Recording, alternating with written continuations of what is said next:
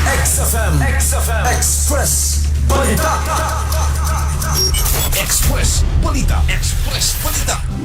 Nangahulog ang mga estudyanteng ng hits o golf track sa Sari Highway, Purok 3, Dulugon, Maramag, Bukidnon, pasado alas 8 sa gabi, Hulyo 15, 2026. Sa investigasyon sa mga kapulisan, ang truck nagbiyahe sa outer lane gikan sa Valencia City, paingon sa Dulugon, Maramag, ug sakay ang gibaraba ng 55 ka mga estudyante gikan sa Dere area sa Central Mindanao University kun CMU nga padulong unta sa CMU main gate. Pagabot sa lugar na hitabuan, kalit na guba ang mga lahat ug naabli ang fence siding sa truck hinungdan sa pagkahulog sa unom ka mga estudyante daplin sa dalan ug nakaangkon og mga samad. Ang unom ka mga estudyante nga naangol gilangkuban sa duha ka lalaki ug upat ka babae nga mga hamtong na. Ang mga biktima daling ginala sa rescue team ngadto sa Bukidnon Provincial Hospital kun BPH sa Maramag, Bukidnon. Apan tulo sa mga estudyante nga naangol gibalin ngadto sa managlaing tambalanan sa Don Carlos, Bukidnon. Dugang pa ang driver ug ang truck nga iyang gimaneho anana sa kustudiya sa Maramag Municipal Police Station. Mga katropa, patinawa imong pananaw pinagi sa pagtumar sa Vision X Plus Soft Gel Capsule. Alang sa nagkiusang Pilipino para sa Pilipinas, nanukad diri sa XFM Bukidnon, kini inyong katropang si Jao Pagutayaw, XFM News.